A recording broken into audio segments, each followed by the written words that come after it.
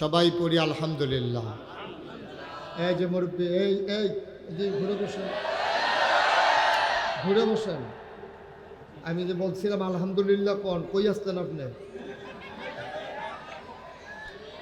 পড়েন আলহামদুলিল্লাহ, জোরে পড়েন, আরো জোরে পড়েন সুবহানাল্লাহ। বলেন আল্লাহু আকবার। শুকরিয়া আদায় করলাম কার? করব কার? করে যাব কার? লস না লাভ? কম না বেশি? প্রমাণ আছে নাকি নাই? আমার আল্লাহ রাব্বুল আলামিন কোরআনুল কারীমে কত সুন্দর করে ওয়াজ করে দিলেন। আল্লাহ বলেন, লা ইন শাকারতুম লা আযীদান্নাকুম। দুনিয়ার মানুষ নিয়ামত পেয়ে যদি শুকরিয়া আদায় করবে, যেই নিয়ামত পেয়ে শুকরিয়া আদায় করবে, শুকরিয়া আদায়ের কারণে সেই নিয়ামত আমার আল্লাহ আরো বহুত গুণে বাড়িয়ে দেবেন। বলেন সুবহানাল্লাহ। একটু জোরে বলেন সবাই। মাহফিলের জন্য যে পরিবেশ দরকার, এটা এখন 10%ও নাই। এই যে লোকগুলাকে বসাই দিতে হবে। আপনারা যারা বাম পাশে দাঁড়িয়ে আছেন সবাই বসে পড়ুন। যে ক্যামেরা নইলে পেছনে গিয়ে বসেন, সবাই বসেন, দাঁড়াই থাকা যাবে না। এদিক দিয়েও সরেন, এই লোকগুলোকে সরাই দেন। কই মাহফিলের লোকজন কই? আরে এখান থেকে আওয়াজ করতে বলে, এটা তো আমিই বলছি, আপনি সরাই দেন গিয়া। আবার কথা কয় এখানে দাঁড়াইয়া দাঁড়াইয়া। আপনি যান, নিচে যান, গিয়া সরান। এই যে এই লোকগুলো একটু সরাই দেন, পেছনে আপনি বসেন, একটু সরাই দেন। একজন লোকও থাকা যাবে না এখানে, সরেন। হাতে ধরে রেকর্ড হয় না ভাই, আপনি চেষ্টা করেন না, শুধু শুধু বসেন, যে ওইদিকে বসেন, শুনেন।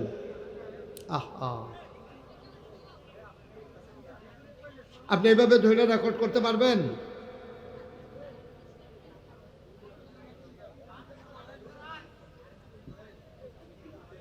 একটু সুযোগ করে দেন, লোকজন তো আসতেছে, আরও আসবে। আপনারা যদি এখনই গ্যাদারিং করেন, আর স্টেজের উপরে বলছি যে একজনও কথা বললেন না, তা আপনি এভাবে কথা বললে তো আমি কথা বলতে পারবো না। একেবারে একটা শব্দ যেন না হয়, ওটাকে একটু খেয়াল রাখতে হবে ইনশাআল্লাহ। সবাই একটু মনোযোগের সাথে বসেন, আমাকে একটু সুযোগ করে দেন। আমি যখন যেটা বলতে বলি আওয়াজ করে জবাব দিয়েন। বলেন সুবহানাল্লাহ। এতগুলো লোক বললে এই আওয়াজ হয়? আওয়াজ তো অনেক বেশি হওয়ার কথা। পড়েন সুবহানাল্লাহ, বলেন আলহামদুলিল্লাহ, আল্লাহু আকবার। সম্মানিত এলাকাবাসী, আপনারা জানেন যে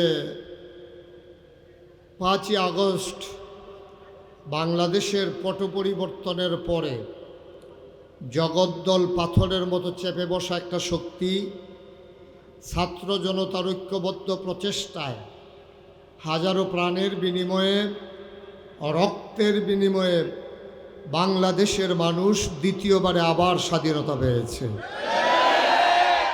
এই স্বাধীনতার স্বাদ যদি উপভোগ করতে হয়, এই স্বাধীন দেশকে যদি আমরা সুন্দরভাবে গড়ে তুলতে চাই, সবাই মনোযোগের সাথে বসতে হবে এবং আমাকে কথা বলতে দিতে হবে, আপনাদেরকে কথা শুনতে হবে। আমরা কেমন করে চললে আমার বাংলা কাগজে পত্রে নয়, প্রকৃত অর্থেই সোনার বাংলা হবে, সেই সম্পর্কে আমরা কিছু কথা শুনবো ইনশাআল্লাহ। আল্লাহ যেন তৌফিক দান করে। সবাই পড়েন আমিন। আপনারা যারা সামনে আছেন, দয়া করে একটা আওয়াজও কেউ কইরেন না, দয়া করে একটা আওয়াজও কেউ কইরেন না। আমি আগেই বোধহয় ভালো ছিলাম। আগে যখন আমার মাহফিলের লোক কম হইতো, তখন আমার সুবিধা ছিল, মন ভরে কথা বলতে পারতাম। কিন্তু এই বছর একটা প্রোগ্রামেও ভালো করে কথা বলতে পারি না, আপনাদের হট্টগোলের কারণে, আওয়াজের কারণে। লোক তার চাইতে বেশি হলে আওয়াজের তো দরকার নাই, লোক হয়েছে আলহামদুলিল্লাহ। আপনারা বসেন, কথা শুনেন চুপ করে, কোনো আওয়াজ করেন না। তাইলে কিছু কথা শোনা যাবে ইনশাআল্লাহ। আল্লাহ যেন কবুল করে, সবাই পড়ে আমিন। শুরুতে আল্লাহর কাছে দয়া চাই, আপনাদের কাছে দোয়া চাই। আল্লাহ যেন আমার মুখ দিয়ে সেই কথাগুলো বের করে দেন যেগুলো আমার জন্য দরকার এবং আপনাদের জন্য দরকার, সবাই পড়েন আমিন। বন্ধুগণ, আল্লাহ তাবারক ওয়া তাআলা এই দুনিয়ার ভিতরে আমাদেরকে যখন পাঠালেন, পাঠানোর পরে আমাদের জ্ঞান হলো সসীম। খুব খেয়াল করে শুনেন, আমাদের জ্ঞান হলো সসীম, সীমাবদ্ধ। মাইকটা আরেকটু কমাই দেন। আমাদের জ্ঞান একেবারেই সীমাবদ্ধ। এই সসীম জ্ঞানের অধিকারী মানুষগুলো জানে না আগামী সকালবেলা সে ঘুম থেকে উঠবে কি উঠবে না, কেমন করে তার জীবন চালাতে হবে, কি হবে তার রিজিক, কেউ জানি না আমরা। কিন্তু আল্লাহ অসীম জ্ঞানের অধিকারী, তিনি আমাদেরকে মানুষ করে পাঠানোর পরে কোন পথে গেলে জান্নাত, কোন পথে গেলে জাহান্নাম, কোন পথে গেলে লাভ আর কোন পথে গেলে লোকসান, কোন পথে ভালো কোন পথে মন্দ, কোন পথে কল্যাণ কোন পথে অকল্যাণ, কোন পথে শিরক বেদাত, কোন পথে তৌহিদ রিসালাত, কোন পথে কুফর আর কোন পথে ইসলাম জানানোর জন্য যুগে যুগে আল্লাহ তাবারক ওয়া তাআলা নবী এবং রাসূল পাঠিয়েছেন। এই নবীদের মাঝে যিনি সবার সেরা, যিনি সবার শেষ, তিনি হলেন আপনার আমার নবী, নবী মুহাম্মদুর রাসূলুল্লাহ। নবীর নাম শুনলে কি পড়তে হয়? সবাই পড়েন, কি পড়তে হয়? এই ছেলে, এই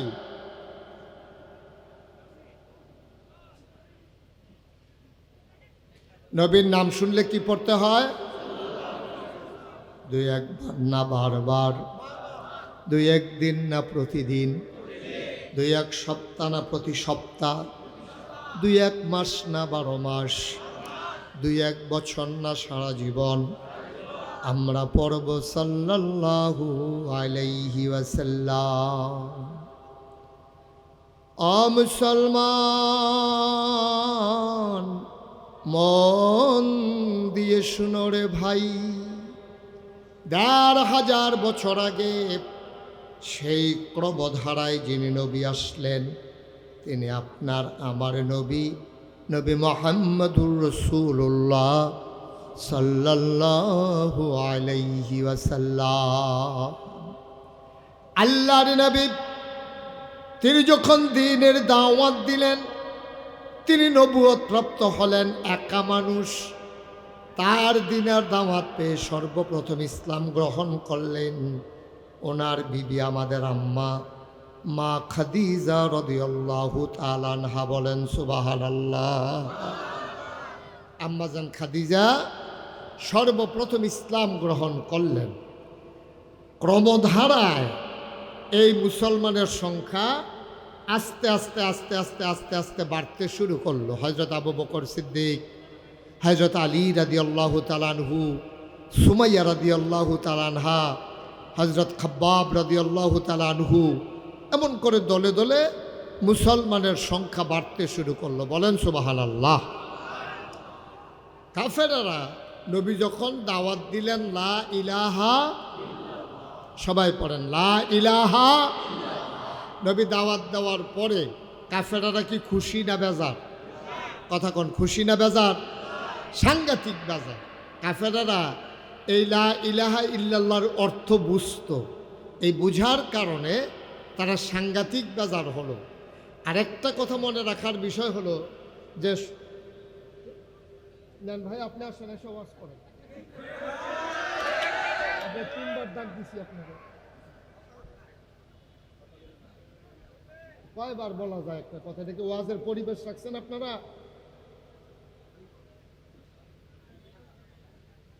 মঞ্চে বৈশা বৈশা আপনার কথা বললে, সামনে কথা বললে তো আমরা আনছেন কেন আপনারা?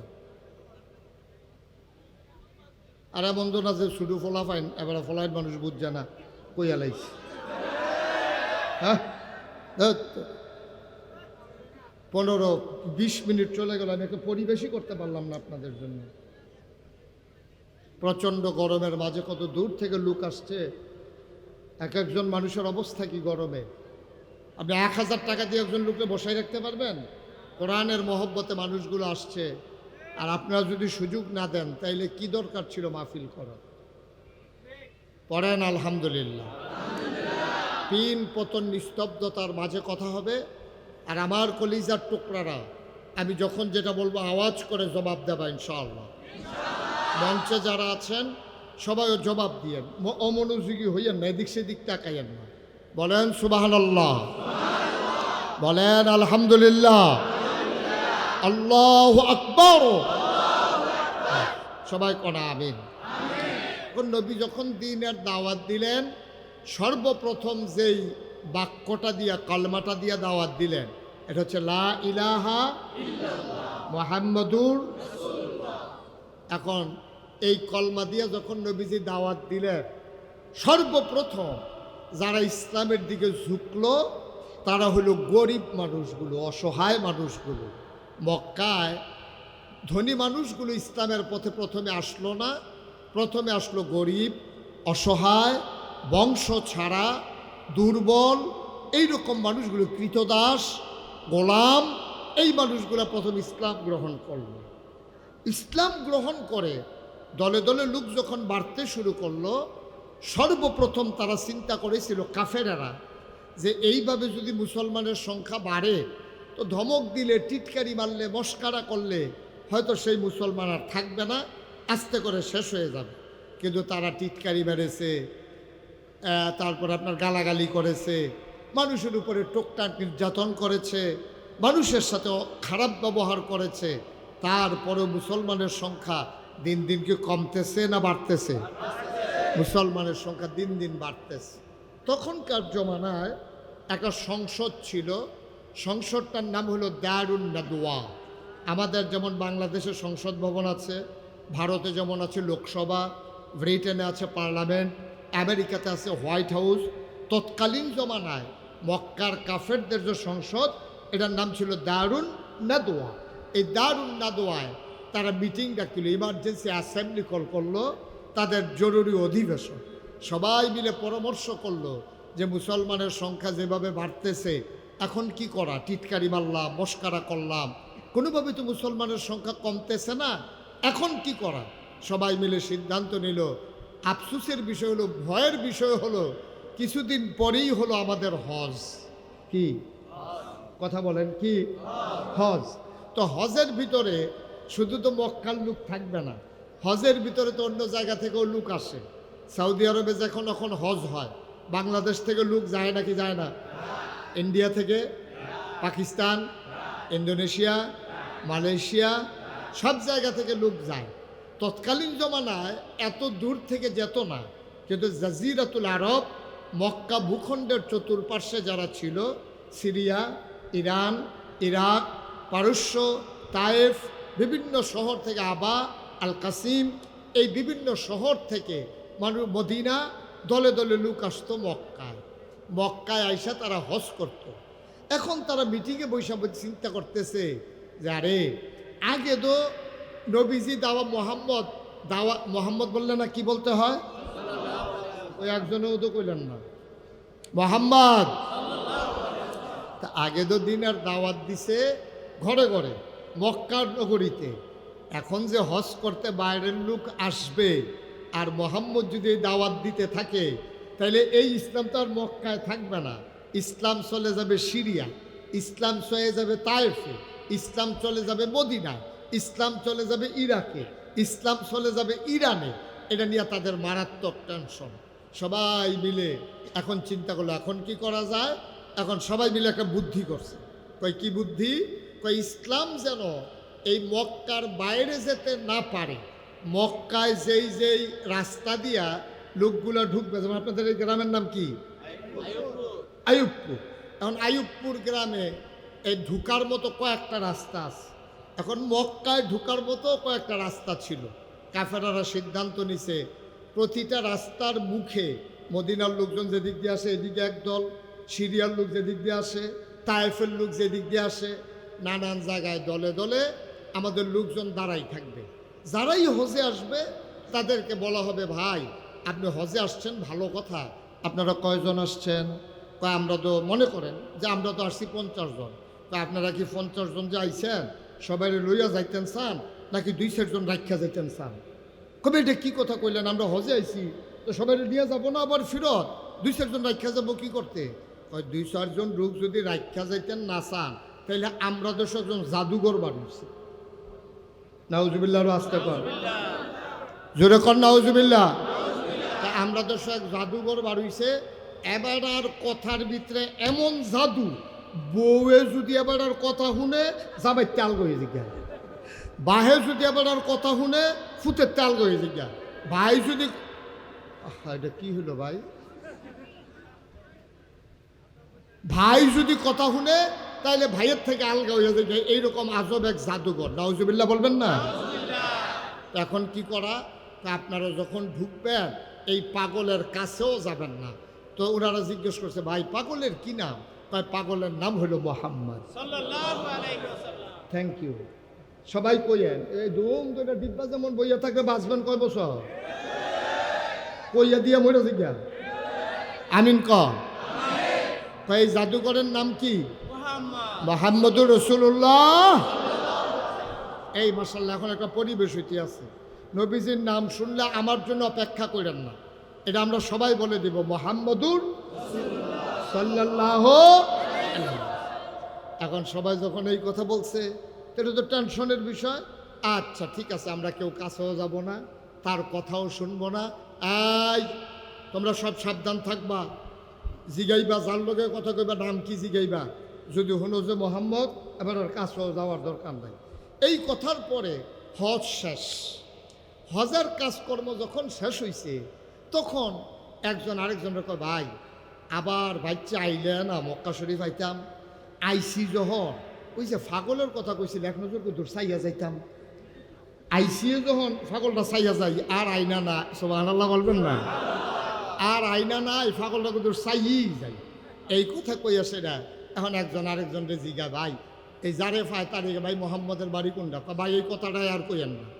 বাংলাদেশেও দেখবেন এখন যে মাহফিলটার ভিতরে লোক আছে, যদি এই মাহফিলটার সাইডে একটা ফাগল থাকতো দেখবেন হ্যাঁ ওর 2 গুণ লোক থাক বেরিয়ে চাইতে হইল ফাগল ফাগল টেবিলে ফাগল। আবার ফাগলের কিছু সাংকেতিক চিহ্ন আছে, দেখবেন কোন ফাগল কি কইলে সেতে এইটা দেখবেন। আবার এই ফলাফাইন জানে তো হেতারে গিয়ে এটা কয় তো হাতে একটা গালি দেয় চিল্লান দেয়, এই জমছে আর কি খেলা। নাউজুবিল্লাহ কইতেন না? আমি এক মাহফিলে গিয়া দেখি বিরাট লোকজন আর এই এই এই ফাগলে একটা চিল্লান দেয়। আমি কই চিল্লান দেয় কে রে? কয় তারে গরম জিলাফি কইলেতে সেটটা উঠ, গরম জিলাফি কইলে তার সাথে উঠতে যায়।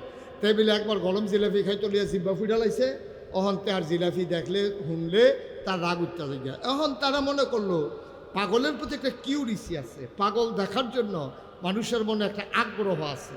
এখন মদিনার যারা মুসলমান, বিভিন্ন দেশের যারা মুসলমান, তারা যারে পায় তারে জিগা ভাই এই মোহাম্মদ যে একটা পাগল বাড়ি গুন্ডা, আরে হ্যার কথা আর কই না গরজামাই থাকে। নাউজুবিল্লাহ কইতেন না? কথা তো সত্য, কইছে একটু টিটকারি বাইরে আর কি। নবীজি তো থাকে আম্মাজান খাদিজার বাড়িতে। এখন সবাই ঘর দেখাই দিছে, সবাই মিল্লা পাগল দেখতে গেছে। যাওয়ার পরে দেখে যে একজন লোক ওই বাড়ি থেকে বের হয়ে আসতেছে, দেখে বলতে ভাই এই বাড়িতে নাকি একজন পাগল আছে। কয় কীরকম?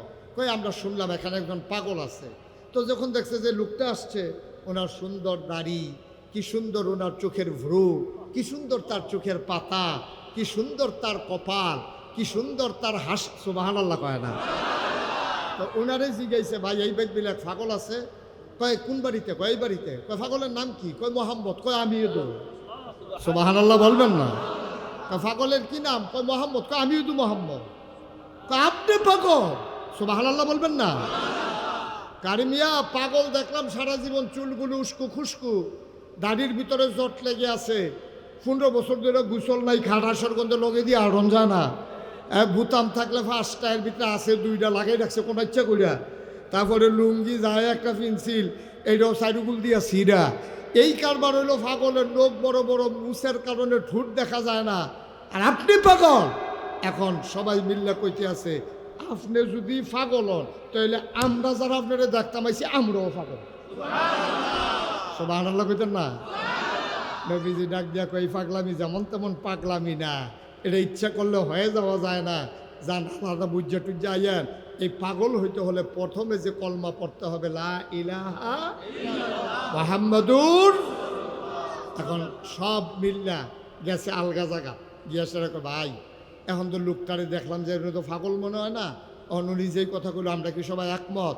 তো সবাই মিল্লা একমত হয়েছে, আমরা সবাই একমত আছি, আমরা রাজি আছি, কোনো টেনশন নাই। সবাই মিল্লা বন্ড নবীজির কাছে আসছে, আইসা বলতেছে ইয়া রাসূলুল্লাহ ইয়া হাবিব আল্লাহ, সুবহানাল্লাহ বলবেন না? ও আল্লাহর নবী হাতটা বাড়িয়ে দেন দেখি। আল্লাহর নবী হাত মুবারক বাড়িয়ে দিলেন, মানুষগুলো নবীর হাতে হাত রাখলেন। সবাই মিলে নবীর দিকে তাকায় কয়, আপনার মতো সুন্দর মানুষ যদি পাগল হয়, এত সুন্দর চেহারা, এত সুন্দর যার কথা, এত সুন্দর যার হাসি, গায়ের ভিতরে জান্নাতি গন্ধ, সুবহানাল্লাহ কয় না? এই মানুষটা যদি পাগল হয়, আপনি হাতটা বাড়াইয়া কলেমা পড়াইয়া আমাদেরকেও পাগল বানাই দেয়। নবীজির সাথে সাথে পড়াই দিলেন লা ইলাহা ইল্লাল্লাহু মুহাম্মাদুর রাসূল। মহব্বতের সাথে পড়েন লা ইলাহা লা ইলাহা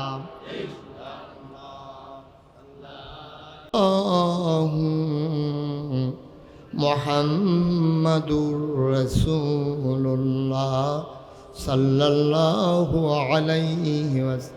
সবাই পড়েন আলহামদুলিল্লাহ। বন্ধুরা আমার, ভাইরা আমার, মুসলমানের সংখ্যা মক্কা ছেড়ে যখন বাইরে ছড়িয়ে পড়ল, মক্কায় সংখ্যা হয়ে দিন দিন আস্তে আস্তে বাড়তে শুরু করলো। কাফেরেরা চিন্তা করলো কথায় হবে না, টিটকারি মস্কারাতে হবে না, অনেকভাবে বোঝানো হলো, কোনোভাবেই যখন কাজ হলো না, আবার কাফেরেরা নির্যাতন শুরু করে দিল। নতুন করে যারা মুসলমান হলো তাদের উপরে অকথ্য নির্যাতন শুরু হয়ে গেল। বলেন নাউজুবিল্লাহ। হযরত খাব্বাব রাদিয়াল্লাহু তাআলা আনহু ইসলামের একজন নির্যাতন সহ্যকারী প্রথম দিকের মুসলমান, আমিরুল মুমিনিন, খলিফাতুল মুসলিমিন হযরত উমর যখন ক্ষমতার মসনদে আরোহী, তিনি মাঝে মাঝে সাহাবাদেরকে ডেকে বলতেন, আমাকে নসিহত করেন, আমি যেন ভালো থাকতে পারি, আমি যেন খারাপ হয়ে না যাই। দেখেন কত বড় কথা। ইসলামের দ্বিতীয় খলিফা, জান্নাতের সুসংবাদ প্রাপ্ত দ্বিতীয় মানুষ, আমিরুল মুমিনিন খলিফাতুল মুসলিমিন হযরত উমর রাদিয়াল্লাহু তাআলা আনহু, যার ব্যাপারে নবী বলেছেন আনা খাতামুন নাবিয়্যিন লা নাবিয়্যা বা'দি, আমি হলাম সর্বশেষ নবী, আমার পরে আর নবী নাই। বলেন সুবহানাল্লাহ। এত বড় মানুষটা দুনিয়ায় থাকতে জান্নাতের যিনি সুসংবাদ পেয়েছেন 10 জন মানুষ, তার ভিতরে দ্বিতীয় মানুষ হযরত উমর। উমর একদিন খাব্বাব রাদিয়াল্লাহু তাআলা আনহুকে মসজিদে নববীতে ডেকে পাঠালেন। উনি আসলেন, হযরত উমর বলে, আপনি পাঞ্জাবির একটু খুলেন দেখি। ওমর জানতেন ওনার পিঠের কি অবস্থা। পাঞ্জাবিটা খুলে দেওয়া হলো। উনি বললেন, আমার দিকে একটু ঘুরে বসেন। হযরত খাব্বাব রাদিয়াল্লাহু তাআলা আনহু ওমরের দিকে ঘুরে বসলেন। তিনি তাকায়া দেখলেন পিঠের ভিতরে এরকম পোড়া পোড়া ছোটো ছোটো গর্ত দেখা যায়। ওমর হাত বুলায় আর চোখের পানি ছেড়ে দিয়েও ঝরে কান্দে।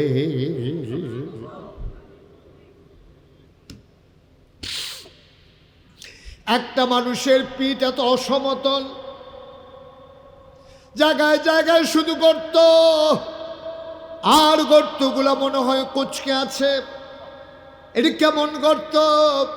হযরত উমর হাত বোলায়, গর্তের ভিতরে আঙ্গুল দেয় আর নিজে চোখের পানি ছেড়ে দিয়ে কান্দে।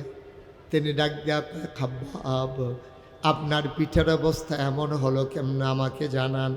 হযরত খাব্বাব কয়, আমারে উমাইয়ার, ওই যে উমাইয়া আমার যিনি মালিক ছিল, আমি যখন এক আল্লাহ বলে ডাকতাম, আর আমার যারা ওই মালিক ছিল, আমার যিনি মনিব ছিলেন, তিনি আমাকে যখন পিটাইতে যখন রক্তাক্ত করে ফেলতেন, দিনের আলো যখন থাকতো না, তখন তিনি কতগুলো লাকড়ি আগুন ধরাইয়া কয়লা বানাইয়া জ্বলন্ত কয়লার উপরে লম্বা করে আমারে শোয়াই দিতে। জ্বলন্ত কয়লাগুলো আমার পিঠের ভিতরে ঢুকে যেত। আমি কোনো মতে পায়ের হাতের উপরে ভর দিয়া পিঠ উঁচু করতে চাইতাম, আমার মালিক বড় বড় পাথর এনে আমার পেটের উপরে, আমার বুকের উপরে চাপা দিয়া রাখত। আর আগুনে পুড়ে পুড়ে অঙ্গারগুলা, জ্বলন্ত কয়লাগুলা গর্ত হয়ে আমার পিঠের ভিতরে ঢুকে যেত। এই সেই গো পোড়া দাগ। এভাবে আমি নির্যাতন সয়েছি। ওমর রাদিয়াল্লাহু তাআলা আনহু হাউমাউ করে কাঁদতেন। ওরা বেলালের উপরে আক্রমণ করলো, খাব্বাবের উপরে আক্রমণ করলো। তারা মানুষগুলো নানানভাবে যখন নির্যাতন করতেছে, আর দিনে মুসলমানের সংখ্যা বাড়তেছে, এবার আবু জেহেল টার্গেট নিলেন, আমার নবীর উপরে তিনি আক্রমণ করবেন। বলেন নাউজুবিল্লাহ। আল্লাহ নবী কাবার কিনারে হেলান দিয়ে বসে আছেন। খুব খেয়াল করেন, নবীজি কাবার কিনারে হেলান দিয়ে বসে আছেন। এমন সময় এই আবু জেহেল আইসা নবীজির সাথে দাঁড়াইছে। এখন আবু জেহেলের সাথে নবীজির কোনো ঝগড়া নাই, কোনো বিবাদ নাই, টাকা পয়সার কোনো লেনদেনও নাই। তারপরে আবু জেহেল আইসা নবীরে ডাক দিয়া দাঁড় করাইছে। এখন প্রশ্ন হলো, আবু জেহেল কেন নবীকে মারতে যায়? মনে রাখবেন, গোটা পৃথিবীতে যত নবী এবং রাসূল এসেছেন, নবী এবং রাসূলরা আসার পরে নবী এবং রাসূলদের 3 দল মানুষ বিরোধিতা করেছে, এবং আমাদের যিনি নবী ওনারও বিরোধিতা করছে 3 দল মানুষ। কয় দল? বা কথা কানা দেখি, কয় দল? 3 দল মানুষ। আকারে আদমের সময় তো আর মানুষ ছিল না, আমাদের আব্বা আদম বাচ্চা গেছে।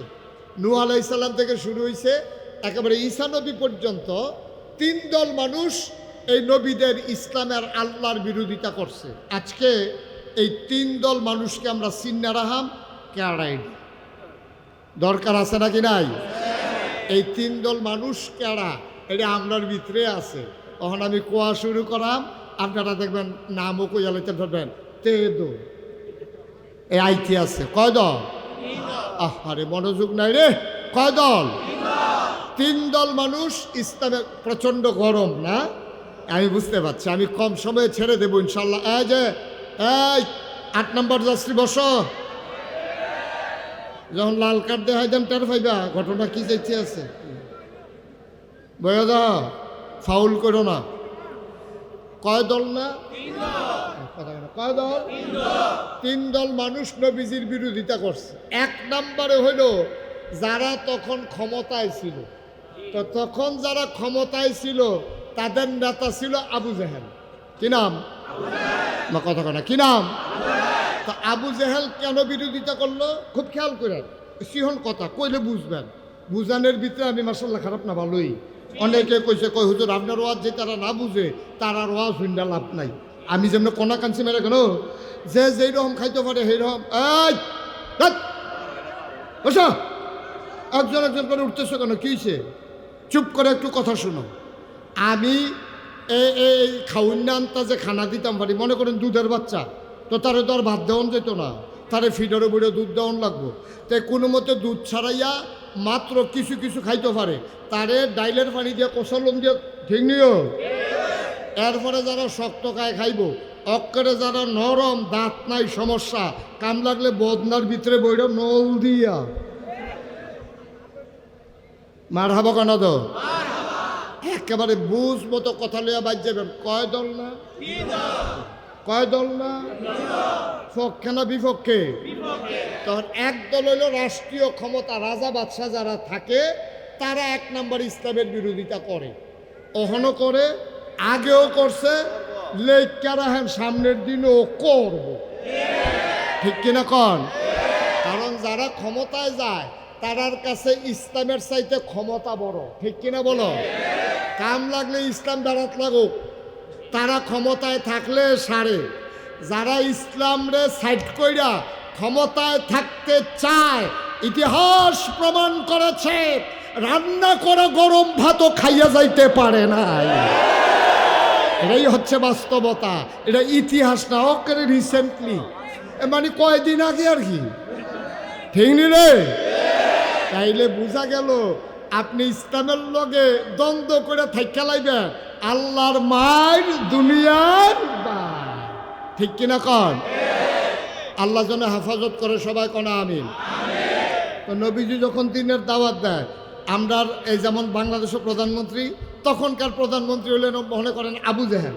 তো আবু জেহেলে চিন্তা করলো, খুব খেয়াল করেন সিহন কথা তাই পড়ছি আমরা, আবু জেহেল চিন্তা করলো মোহাম্মদের যে কয় লা ইলাহা লা ইলাহা এর দূর থাকে না গইলা ভাইটা আমি কয়াম লা ইলাহা জুড়ে কথা লা ইলাহা, এই কথা মানি কি?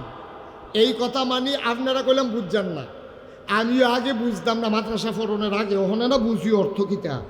লা ইলাহা মানে কোনো ইলাহা, খেয়াল করেন, লা ইলাহা কোনো ইলাহা নাই। ইলাহ কারে কয়? কয় কোনো মাবুদ নাই, কোনো মাশুক নাই, কোনো মাউজুদ নাই, কোনো মাকসুদ নাই, কোনো রিজিক দাতা নাই, কোনো হায়াত দাতা নাই, কোনো মৌত দাতা নাই, নাই বলতে কিচ্ছু নাই। সুবহানাল্লাহ কইতেন না? এটা হলো লা ইলাহা। এবার ইল্লাল্লাহটা কিতা? কয় হ্যাঁ আছে একজন, তিনি কে? আল্লাহ। এখন এই কথাটা যদি হয়, তাহলে আইনদাতা নাই, বিধানদাতা নাই, রিজিক দাতা নাই, মৌত দাতা নাই, তাহলে আবু জেহেলের আইনে মক্কা চলে। আপনারা কি শুনেন না এখানে যেই ছেলেরা কথা বললো লগে দিয়ে কি আর কোনো মানুষ নাই তার লগে দিয়া? এখন যখন কইল লা ইলাহা, কোনো ইলাহ নাই, অর্থাৎ কোনো আইনদাতা নাই, কারো কোনো আইন নাই, ইনিল হুকমু ইল্লা লিল্লাহ, আইন চলবে শুধু কার? আল্লাহ। আরে বুঝতে হইন কইেন কার? আল্লাহ। এই কথা যদি কয়, অহন আইন চলতে আছে আবু জেহেলের, নবীজি যদি আইয়া কয় আইন চলবে একমাত্র আল্লাহ, তাহলে আবু জেহেল কি আছে না গেছে রে? তো এইটা তো তোমরা না বুঝছো না, আবু জেহেল তো বুঝতে লিখছে ভট্টুরা, কারণ তে তো আরবি বুঝো, তো আরবি বুঝে দেখে বুঝতে লিখছে রে লা ইলাহা ইল্লাল্লাহ, তো লা ইলাহা ইল্লাল্লাহ না রে, লা ইলাহা ইল্লাল্লাহ মানে আমি আবু জেহেলের ক্ষমতা নাই। এখন আবু জেহেলের ক্ষমতা নাই, আবু জেহেল কি মোহাম্মদের পক্ষে থাকবো না? কথা না পক্ষে থাকবো? যখন দেখছে বাংলাদেশে যারা ইসলামকে কায়েম করতে চায়, বাংলাদেশে যারা ভারতের আধিপত্য মেনে নেয় না, যারা বলে আইন চলবে একমাত্র আল্লাহর, ঘুম হত্যা সন্ত্রাস করে ক্ষমতায় থাকা যাবে না, ওই ইসলামী মানুষগুলো আলেম ওলামাগুলো যখন ওই তাদের বিরুদ্ধে দাঁড়িয়ে গেল, তারা চিন্তা করলো ক্ষমতার বিরুদ্ধে একমাত্র শক্তি হইল আলেম ওলামা, সুতরাং আলেম ওলামাকে থামিয়ে দাও, ঠিক কিনা বলো? এই জন্য আমরা দেখেছি ওই 13ই শাপলা চত্বরের ঘটনা ঘটেছে। এই বাংলাদেশে সন্ত্রাসী, লুটতরাজকারী, জানাকারী, ডাকাত, চুর, বদমাইশ, যারা রডের বদলে, এই রডের বদলে ব্রিজও বাস দেয়, কন্ট্রাক্টারির নামে আঙ্গুল ফুল্লা কলা গাছ হয়, নির্বাচনের আগে গাছ ধরে রুইতে ফাঁসকরণের পরে তারে কাটলে পুরোটা গ্রাম খাওয়ান যাবো, ঠিক নি রে? এই মানুষটি যখন দেখলো, আরে এই হুজুর এটা ইমাম দিনের না দিনে খায়, তারপরে গিয়া কি কয় জানাজার কাফনের কাপড় উফুরলে বউয়ের লেগে ব্লাউজ বানাইলায়, তারপরে গিয়া এই মুর্দারে গোসল করাইয়া সাবানটা হুজুরে দিয়া দেয়, আর এই হুজুররা দিয়ে আমরা উফরে দিয়া কথা কয়। যখন দেখছে যে ওলামায়ে কেরাম এই দেশে স্বাধীনভাবে রাষ্ট্র ক্ষমতা পরিচালনা করতে গেলে ওলামায়ে কেরামদেরকে নামাইতে হবে, তখন এই বাংলাদেশের রাষ্ট্রীয় ক্ষমতায় মসনদে যারা আসীন আছে, সন্ত্রাসী, ডাকাত, চুর, বদমাইশ, শার্টের বোতাম খুলে বাজারে হাঁটে, তাদেরকে পুলিশ দেখে না, অথচ বাংলাদেশের জেলখানাগুলো আমার আলেম ওলামা দিয়া ভরে গেছে, ঠিক কিনা বলো? আমরা সেই দিন বলেছিলাম, আমরা বিশ্বাস করি দিন মানতে গেলে মামলা হবে, হামলা হবে, জেল জুলুম নির্যাতন হবে, প্রয়োজনে জীবন দেওয়া যাবে, ইমান দেওয়া যাবে না। বাদশারামপুরের মানুষ রাজি আছো কিনা? হাত তুলে দেখা।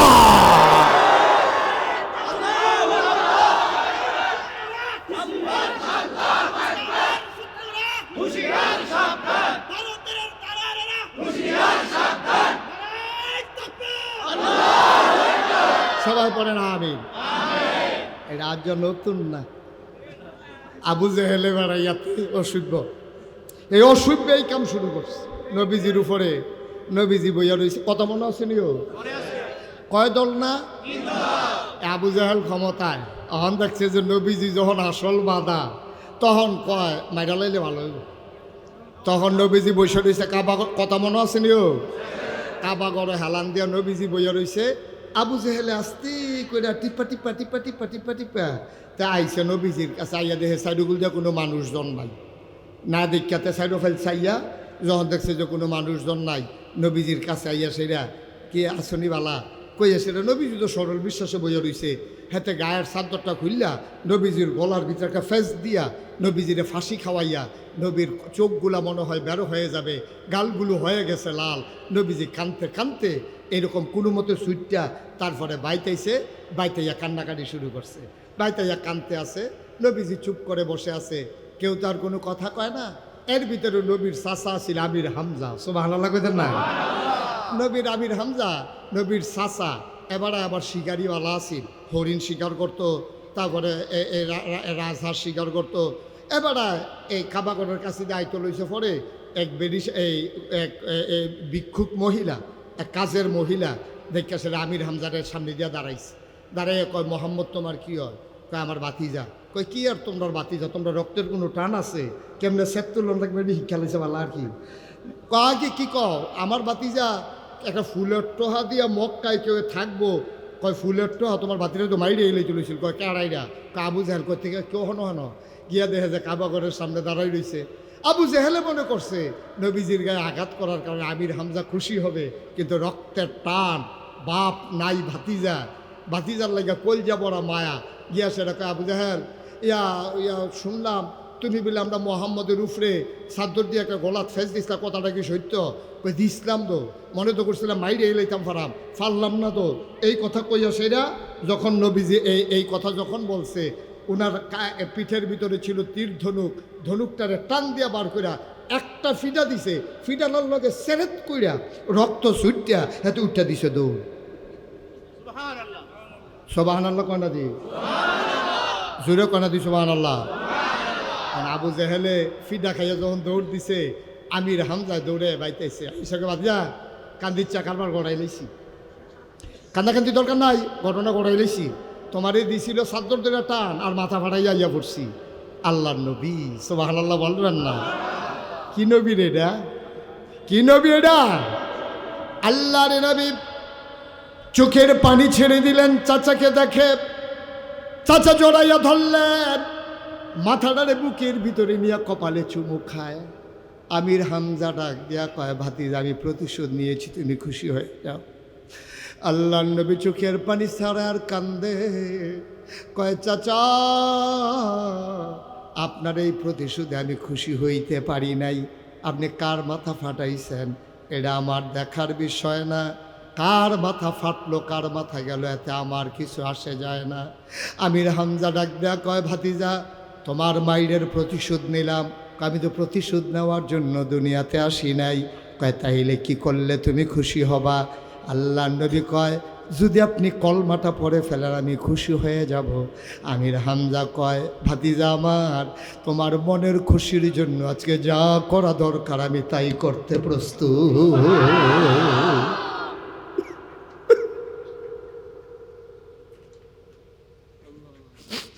মোহাম্মদরা তোর আব্বা নাই, জন্মের আগেই তুই আব্বা হারাইছস। 6 বছর বয়সে মা হারাইছস, 9 বছর বয়সে তোর দাদাও হারাইছস। আমরা তোর জন্য কিচ্ছু করতে পারি নাই। তোর গায়ে আঘাত করেছেন, আমার কলিজা বলে নাই, আমি আবু জাহেলকে ছাড়ি নাই। আল্লাহ নবী কয়, চাচা আমি তো এত খুশি হব না। আপনি দয়া করে কলমাটা পড়লে আমি খুশি হই। আল্লাহর নবী যখন চোখের পানি ছেড়ে দিলেন, আমির হামজা একটা সেকেন্ড দেরি করলেন না। বাতিজার হাত ধরে চোখে চোখ রেখে তিনি মুচকি হেসে পড়ে নিলেন, লা ইলাহা ইল্লাল্লাহু মুহাম্মাদুর রাসূলুল্লাহ সাল্লাল্লাহু আলাইহি ওয়াসাল্লাম। কয় দল? সচেতন শ্রোতা, কয় দল? এক দল হলো যারা ক্ষমতায় থাকে, যুগে যুগে তারা ইসলামের দুশ্মনী করেছে বেশি। মসজিদের মিম্বারগুলোতে ইমামদেরকে কথা বলতে দেয় নাই, ঠিক কিনা কও? মসজিদে কি একটা বেড়াগিরি, হ্যাঁ রে, মসজিদে ইমামরে কথা কইতে দেয় না, মাদ্রাসার ভিতরে শিক্ষকরে শিক্ষক করতে দেয় না। মনে হয় যেন সব কিছু এমনভাবে মনে হয় যেন তারা ছাড়ার দুনিয়াতে মানুষ নাই। মনে রাখবা, এইভাবে বিরোধিতা করে, এইভাবে শক্তি প্রয়োগ করে কারো মনের ভিতরে জায়গা নেওয়া যায় না, ঠিক কিনা? একদল হলো ওই সে যারা ক্ষমতায় থাকে তারা ইসলামের বিরোধিতা করে। দুই নাম্বার হলো যারা টাকাওয়ালা। টাকাওয়ালা কেন বিরোধিতা করে? তারা বুঝা ফেলাইছে ইসলাম হলো এমন একটা ধর্ম, খুব খেয়াল করে, ইসলাম হলো এমন একটা ধর্ম, এটার ভিতরে একটা বিধান আছে, এটার নাম হলো জাকাত। এটার নাম কি? কারে কি কইতাম রে, ও গুমা করে মেহনত করে টেহা করাই কামাই করাম আমি, আর হাজার শতে বিলে আড়াই টেহা কইরা বছরে একবার দিয়া লাউন লাগবে, তবে নৃত্যা টেহা। এটা বুঝি কথাই রি, জিনিস কিনাম আমি গলার দিব আমার বউয়ে, এইটাতে আবার টেহা দিয়া লাউন লাগবো গরিব মিসকিন রে, এইটা কি করবা? তখন ওই যারা টাকাওয়ালা তারা চিন্তা করছে ইসলাম যদি কায়েম হয়ে যায়, জাকাত নামক বিধান যদি প্রচলিত হয়ে যায়, তাইলে ধনীর টাকা চলে যাবে গরিবের পকেটে, আর গরিব যদি টেহা না দেয়, ধনী যদি টেহা না দেয়, জাকাত না দেয়, আইন করে দিলে এটা আদায় করবো। আবু বকরের মতো নরম মানুষটা নবীজির ইন্তেকালের পরে একতারা কইছে যে আমরা আগের মতো এমনি জাকাত দিতাম না, আপনাকে বুঝ করে দেন। আবু বকরের মতো নরম মানুষটা ফাল দিয়ে উঠটা কয়, এই সৈন্যবাহিনী রেডি হও, যারা ইসলামের জাকাতের মতো বিধানকে অস্বীকার করে তারা মুসলমান থাকতে পারে, সুতরাং তাদেরকে ছাড়া হবে না। উমরে গিয়ে বুঝাইছে আবু বকর, এখন বোধহয় এই সত্য জায়গার যাওয়ানটা ঠিক হইতো না, এমনি দুনিয়াতে নবীজি নাই, এর ভিত্তিতে যদি আপনি এত গরম হইয়াছে জ্ঞান, না না না না, তারা যদি একটা যেই দড়িটা আগে দিত জাকাত, উডের লোকে যে দড়িটা, এই দড়িটাও যদি না দেয়, আমি আবু বকর মানি না। সুবহানাল্লাহ বলবেন না? ইসলামের কি বিধান দেখছেন নি? আমরার কাছেও প্রথম আমার কাছেও চিন্তা লাগতো, মেহনত করে টেহা করাই কামাই করাম আমি, তো আড়াই টেহা করে দিতাম কেড়ে। আল্লাহ যে কি আল্লাহ, ওই শুরুতে কইসলাম ওনার জ্ঞান হইল অসীম, আমরার জ্ঞান হইল সসীম। আমরা দরজা লাগাই লাইলে বাইরে আর দেখি না, ডুব দিয়া লাইলে উফরে আর দেখি, ঠিক নি রে?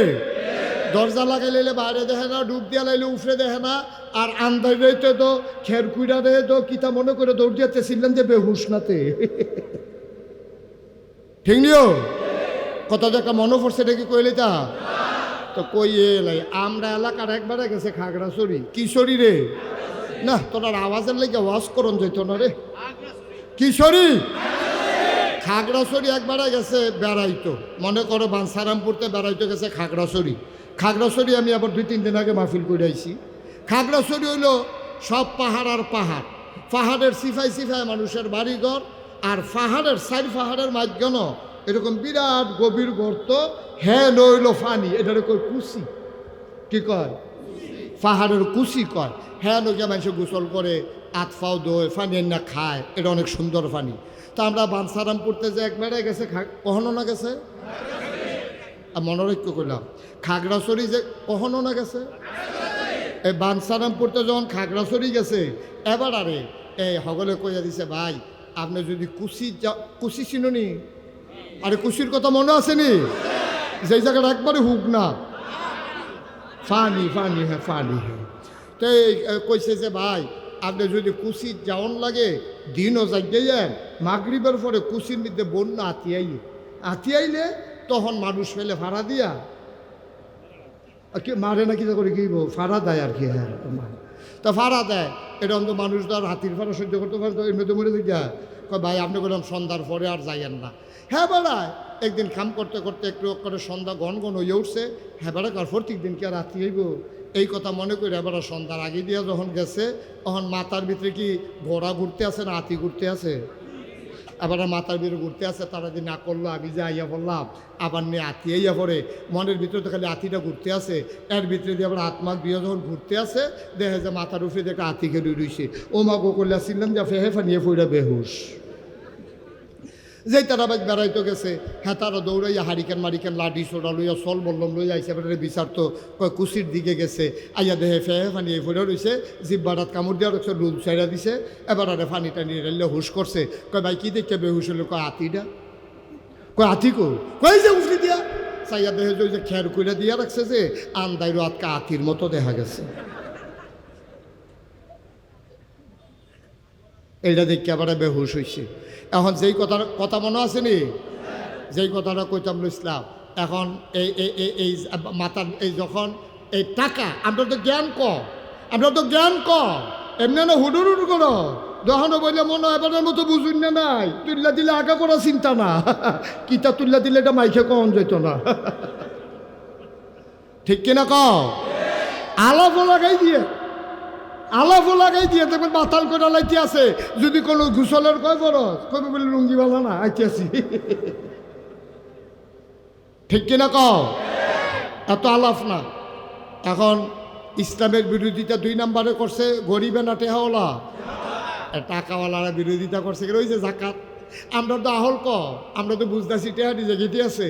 আল্লাহ তো সকলের চিন্তা করন লাগে। ও সহজ করে কই, এখন ধনীতে 100 টাকা বছরে 2.5 টাকা বার করে লাগবে। এই 2.5 টাকা বার করে বছরে 100 টাকায় 2.5 টাকা করে বার কইরা এই টাকাটি জমাইয়া যারা গরিব তারারে আবার গাই কিনা দিব, ঘর তুল্লা দিব, দোহান দিয়া দিব, তারা আবার সুবহানাল্লাহ কয় না রে। এই ইসলামের বিধানটা এত সহজ একটা বিধান, আমরা তারা এটা মানে না। কয় না না না না আমি কামাই করে টেহা করছি, আমি এখন টেহা দেন দিতা। কিন্তু এটা যে কত সুন্দর বিধান ছিল, আরও সহজ করে কইতে আছি। একবার আর হাই প্রেশার, কি প্রেশার? হাই প্রেশার কারে কয়? যার শরীরে রক্ত নাই। হাই প্রেশার কি রক্ত কম না বেশি রে? ফাড়ে ফাড়ে, এটারে কয় হাই প্রেশার। একবার রইল হাই প্রেশার, আরেকবার রইল রক্ত শূন্যতা। হাই প্রেশার হইল জাকাত যেবারায় দেউন না, জাকাত যেবারায় দিব এবারায় মনে করো হাই প্রেশার। অন হাই প্রেশারের গায়ের ভিতরে রক্ত কম না বেশি? তোমরার বিবেকে কি কয়? যার শৈল রক্ত তারে আরো 2 বোতল রক্ত দেওন নাকি 2 বোতল রক্ত খুলন? এ বুঝা লইছো তো মাশাআল্লাহ। তাইলে যার গাও রক্ত বেশি হাই প্রেশার, তারতে 2 বোতল রক্ত খুললা লাইলে তার হাই প্রেশার থাকবো না কমবো? এখন এই রক্ত কিতা কর? এই রক্ত হইল এই যে আমরা দেশের রাজনীতিবিদরা গরিব মিসকিনের লেগে যায় আইসি, এটি তো খাইয়া বইয়া রইছে। খাবি খা হগিন্নি বেডির লেগে বিস্কুট আইছে, হ্যাঁ বিস্কুট হাতে খাইয়া বইয়া রইছে। এখন এই যে হগিন্নি বেডির শৈল রক্ত নাই, আর হেবিডি গিয়ে রক্ত ফাড়ে এখন ফাড়ে দেখে হেবিডিতে 2 বোতল রক্ত খুলছেন। আর এই রক্তটা এখন কি নদীত ফালাই দেওয়ার নাকি যার রক্ত কম তারে দেওয়ার? তাইলে যার রক্ত নাই, যার রক্ত বেশি তারতে 2 বোতল খুলন। যার রক্ত কম মাথা ঘুরায়, বোয়াতে উঠলে দইরা উডন লাগে, আর নইলে ফইরা যায়। এবিডিরে ওই হেই বেশি 2 বোতল রক্ত যদি দিয়া দেওয়া যায়, এবিডির রক্ত শূন্যতা দূর হয়ে যাবে। এটার নাম হইল জাকাত। ধনীর সম্পদ নাও, গরিবের মাঝে দিয়ে দাও, ভারসাম্যতা রক্ষা করো। হাই প্রেশারের রুগীরে বাঁচাও, রক্ত শূন্য রুগীরেও বাঁচাও। এটার নাম হইল জাকাত। সুবহানাল্লাহ কইতেন না? এটার নাম হইল ইসলাম। ইসলামী রাষ্ট্র যদি হয়, বাংলাদেশ যদি ইসলামী রাষ্ট্র হয়, কোরআনের শাসন কায়েম হয়, আইন সৎলোকের শাসন বাংলাদেশে যদি কায়েম হয়, তখন কেউ যদি জাকাত দেউন না হয়, আপনার দেওয়ান লাগতো না। হিসাব কইরা কর্মচারী আপনার বাইতে আইয়া আপনার টেহা আদায় কইরা এই টেহা ডাহানিত না, বানসারামপুর আবার কারা গরিব তাদের মাঝে বন্টন করে দেওয়া হবে। ঠিক কিনা বলো? এটা নাকি সুবিধা না অসুবিধা? না সুবিধা কি সকলের লেগে অসুবিধা নেই, যাবার টেহা আছে হেবার যাইতে রে, হেবারের তো অসুবিধে। এই তারা চিন্তা করলো ইসলাম আইলে আমরা টেহারি দিয়া লাউন লাগবো, কাম লাগলে টেহা যাও, খেলা সুন্দর হোক, আটকাও ইসলামকে। এর ভিতরে নেতা হইল আবুল আহাব, তাইনি ছিল সুদের কারবারি, সুদের ব্যবসায়ী, তাইনে কয় টেহানে মোহাম্মদ থামা, টেহানে মামলা দে, হুজুর থামা, ঠিক কিরকম হুজুর থামা, হুজুর সব আটকা। এটি বেশি বাইরে গেছে গা, ইন্ডিয়াতে মুদি আইব, হুজুর রাইডার বিরোধিতা করার কি আছে? কাম লাগলে বাফের মূর্তি বানায়, হুজুর রাইডার বিরোধিতা করার দরকার কি? যখন ইসলামের, যেখানে ইসলামের সমস্যা, ইসলামের মৌলিক বিধানের উপরে যেখানে আঘাত এসেছে, আমার দেশের আলেম ওলামা সেখানে গর্জে উঠেছে, ঠিক কিনা বলো? এই জন্য তাদের বরদাস্ত হয় নাই। কয় দল লোকেরা বিরোধিতা করছেন? একদল হইল রাষ্ট্র ক্ষমতা, 2 নম্বরে টাকাওয়ালা, 3 নম্বরে হইল ওই সময়ে যারা ধর্মীয় নেতা ছিল, তারারও তো একটা ধর্ম আছিল, 360টা দেবদেবী আছিল, পূজা দেবীরা ব্রাহ্মণ আছিল, তো তারা হেতারা বিরোধিতা করছে। আচ্ছা, হেতারা বিরোধিতা করলো কোন দুঃখে? নবীও ধর্মের কথা কয়, হেতারাও ধর্মের কথা কয়, তো আরো নবীর লোকে মিললে না লাউনের কথা, তো হেতারা বিরোধিতা করে গেলে। হেতারা বিরোধিতা করার কারণ হইল প্রকৃত ইসলাম থেকে, প্রকৃত ধর্ম থেকে তারা দূরে সইরা তাদের ধর্মটারে তারা কামাই রোজগারের রাস্তা বানাই লেছে, ঠিক কিনা কম? আজও বাংলাদেশে এরকম একদল আছে নাকি নাই? আজকেও একদল বাংলাদেশে এমন আছে, ধর্মটারে ব্যবহার কইরা, এটারে ব্যবহার কইরা এটারে ইসলামটারে গজব কইরা, টুপি একটা মাথার দিয়া, দাড়ি কয়টা রাখিয়া, পাঞ্জাবি একটা গাও দিয়া, মনে হয় যেন কত্তরা হুজুর। এই কত্তরা হুজুরে এবারে কোরআন শরীফের আয়াতও কয়, আবার গান, নাউজুবিল্লাহ কয় না তো, গানও কয়, মাঝে যে কোরআন শরীফের আয়াতও কয়। তারা ইসলামের পক্ষে বিশাল শক্তি নিয়ে দাঁড়াইতে চায়। প্রকৃত ইসলাম কায়েম হোক, ওই ধর্ম ব্যবসায়ী যারা, তারা কখনো চাইতে পারে না, ঠিক কিনা কয়? আমরা যারা প্রকৃত ইসলামে বিশ্বাসী, আমরা তো মনে করি যে ইসলাম কায়েম হইলে ভালা, কিন্তু হেতারা কয় না না না না, আমরা যেটা আছি এইটা ভালা, ধর্ম যার যার, উৎসব সবার। এই কথা কি আপনারা মানেন? মানেন? ধর্ম যার যার, উৎসব আমার কথা কেন, ধর্ম যার যার, উৎসব তারার ধর্ম তারার, তারার উৎসব তারার।